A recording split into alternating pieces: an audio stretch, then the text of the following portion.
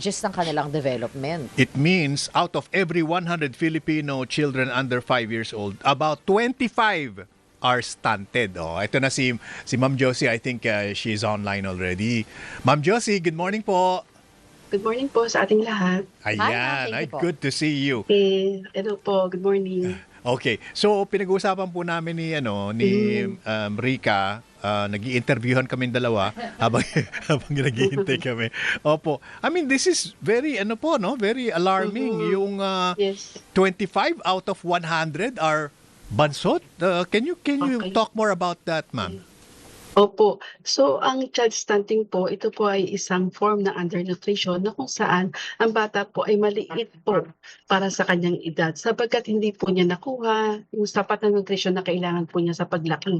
So, napakalaking issue po ito. Mahalagang issue po ito sa Pilipinas, ang pagiging stunting o stunted o pagiging bansot o pandak na isang bata dahil apektado po nito ang kalusugan, ang utak at kinabukasan po ng mga bata. So base po sa pag-aaral ng DOST-FNRI, ito po yung 2025 updating survey, napaka-latest po nito. So ang resulta po ay 25.3% ng mga batang children under 5 ay stunted po, bansot o pandak. So ito po ay maituturing na high public health concern po sa bansa. So Oo. ano po ang ibig sabihin ng 25.3? Isa sa bawat 4 na children under 5 po ay stunted o pandak po. Wow. So ito po ay base sa pinaka-latest na survey po ng DOST-FNRI. Opo, pero ma'am, ano po ba ang meron po bang physical manifestations ang pagiging stunted ng isang bata? Kasi ma'am, hindi naman talaga katangkaran din naman po ang mga Pilipino. Opo. Di po ba? Paano ba natin ma-differentiate ang genetically shorter Filipinos over stunted children? So yun nga po, ang mga Pilipino nga po, so common na po sa atin ang pagiging hindi naman po gaano katangkaran. Oo nga. Pero posible pa rin po na maiwasan natin ang pagiging stunted po ng mga bata. So ito po ay dapat nating isipin yung tinatawag natin na first 1,000 days. Ano po ang ibig sabihin po nito? So mula po sa pagbubuntis po ng nanay, dapat po ay sapat na po ang kanyang nutrisyon hanggang sa makapanganak siya, hanggang sa maging 2 taong gulang na po ang bata. So kailangan po na tugunan po ang malnutrisyon, maging wasto po ang nutrisyon ng nanay habang nagbubuntis po siya para ang ilalabas po ninyang bata ay maging malusog. Para Ayun. hindi po sakitin, para po maiwasan po natin infeksyon at magtuloy-tuloy po ang kanyang development at saka growth. Why is this happening po? Samantalang I think generally accepted na mas maganda ang nutrisyon ng average Filipino sa ngayon compared to decades ago, di po ba? At kung may kinalaman din yung nutrition para sa nanay even prior to birth, how does one explain that? Opo. So yun nga po, dapat din po na maging magkaroon po ng kaalaman, ng wastong kaalaman po ang ating mga nanay, unang-una po sa tamang nutrisyon.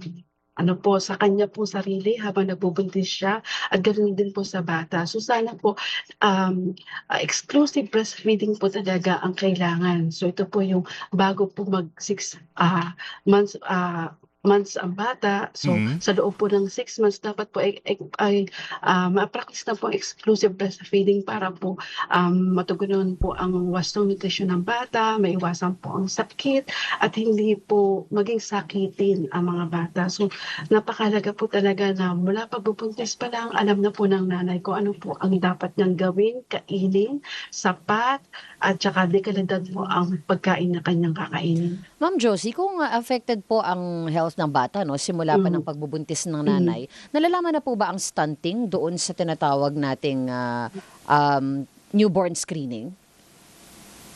Sa newborn screening po, nakikita na din po dito ang mga epekto po, ng bata. Pero pag po siya ay tinimbang, so doon po nalalaman at kinukuha din po yung kanyang taas, yung growth po niya at saka development. Doon po na talagang nakikita na talagang mababa po siya sa kanyang edad.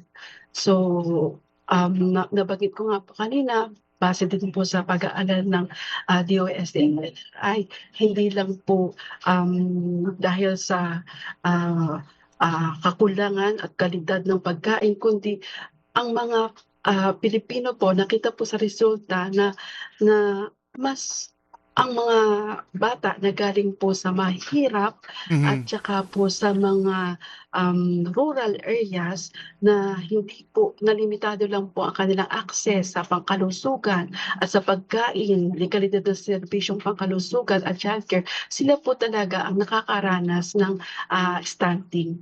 Kung meron pong survey on Mhm, stunting in the Philippines, mm. meron Opo. po bang rehiyon o ilang rehiyon na namumukod-tangi na mataas ang stunting stats? Opo, opo. Base po sa aming pag-aaral ano po, so yung 25.3% nga po na stunting prevalence po sa ating mga under 5 children po. Oo. Um, Kabilang po diyan ang mga rehiyon na BARM, Aha. ito po ang ating Zamboanga Peninsula at saka Mimaropa. Sila po ang tatlo talaga sa namumukod-tangi po na mataas po talaga ang prevalence o yung rate po ng bata na nagiging bansot at saka po pandak. Mhm. Nababawi po ba, Ma'am Josie, ang stunting? Kung kunyari po, on the first 4 years ng bata, hirap talaga ang magulang. Mhm. Kalaunan ay nakakabawi-bawi, pinapakain na ng mas masustansyang pagkain. O yung epekto po ba nito ay permanent na, early stage pa lang? So ito po yung dapat nating tandaan, ano po, um, irreversible po Ay, ang irreversible. stunting.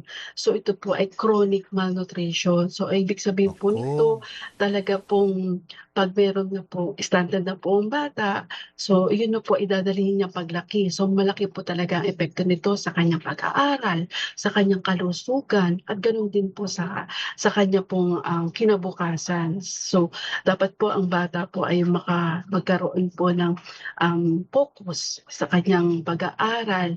Ay pero ang nangyayari po, nagiging poor performance po siya, pala-absent, so mas madali po siya dapuan ng iba't ibang sakit dahil po sa kondisyon na ito. So ito po ay dapat po talaga, maganda po talaga itong programa ng gobyerno natin na meron po tayong first 1,000 days Mm. law, at ito po ay dapat nating suportahan dahil mula pagbubuntis po ng nanay hanggang sa 2 taong gulang ng bata, matutugunan na po ang nutrisyon ng bata. So para maging epektibo po siya at yung pag-unlad po ng bata ay tuloy-tuloy. Pero let's talk about yung first 6 months after birth. Kung After halimbawa, birth. after birth, so within that period po at na-determine na medyo may stunting Mm. issue na yung bata, meron Mhm. po bang magagawang paraan, may intervention ba para hindi naman matuloy yung stunting na yun? Opo. So yun nga po, marami naman po talagang ginagawa ang pamahalaan para mabawasan po yung child stunting, ano po. So nabanggit ko na po kanina, ang unang-una diyan po talaga yung first 1,000 days na tinututukan po talaga nito yung pagbubuntis ng nanay, ano po, hanggang sa ikalawang taon ng bata. So ito po yung tinatawag na Kalusugan at Nutrisyon ng Magnanay Act. Meron din po tayong tinatawag na yung Universal Feeding Program. Maganda nga po ito, pasado na po ito sa ating House Bill. Ito po ay naglalayong mapalawak po yung programa po. Hindi lang po para sa mga daycare na bata, kundi gano'n din po sa grade 3. Ito po yung tinatawag nating masustansyang pagkain para sa Batang Pilipino Act. So Mm. napakaganda po niyan. Meron din po tayong Malnutrition Reduction Program. Ito po yung programa po ng DOST FNRI. So ang diskarte naman po nito, ito po yung tinatawag na DOST Pinoy, na ang programang po ito ay nagbibigay po ng mga complementary foods po na gawang DOST FNRI. Kabilang na po dito yung pagpapakain po ng ating enhanced Nutriban. So meron na po tayong mga iba't ibang variants. Ito po yung ating kalabasa, kamote at saka Ay, may carrots po. flavor. Gusto ko yan. Opo, masarap po ito. Oo. Ito po, alam niyo 1970 po itong Nutriban, pero ngayon po ay mas in-enhance pa po ng DOST FNRI para matugunan po ang malnutrition, kabilang na rin po ang stunting. So napakarami po programa. Meron din po kung ano po yung programa po ni Senator Cayetano, yung Anti-Stunting Action Plan. Ito po yung panukala sa batas po ito sa Kongreso at saka sa Senado. Anti-Stunting Action Plan o ASAP Council. Meron din po tayong mga programa ng DSWD, yung Walang Gutom 2027. So ang flagship po nito ay ang magbigay po ng ayuda sa mga mahihirap para makabili po ng masustansyang pagkain. So ang prioridad po nito ay mga nanay na buntis at ng mga nagpapasuso. So napakarami po talaga nating mga programa sa gobyerno na dapat natin pong suportahan. Pero Lalo mukhang na po sa health center. Kasi libre naman po ito. Opo, pero mukhang hindi pa po tayo talaga nakakaagwanta as far as stunting is concerned. Tinitingnan ko po yung report ng WHO at sa mga ASEAN countries. Aba, isa pala sa pinakamataas ang Pilipinas eh.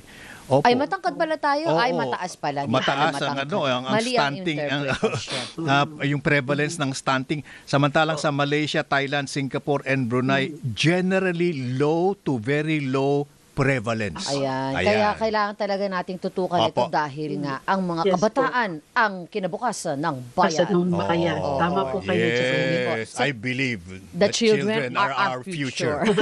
At kami po sa DOST FNRI, wala po kaming asawa na nagsasagawa po ng nutrition survey para makapagbigay po ng data at resulta na makakapag-provide po sa ating mga government agencies, academe, sa ating mga policy makers para po malaman yung kalagayang pang-nutrition ng mga Pilipino. At kami rin po ay nagde-develop, walang sawa nagde-develop ng mga complementary foods para po makatulong sa atin po, sa ating gobyerno para po mabawasan, maibsan po ang malnutrition, kabilang na po dyan ang stunting. Ayan. Okay.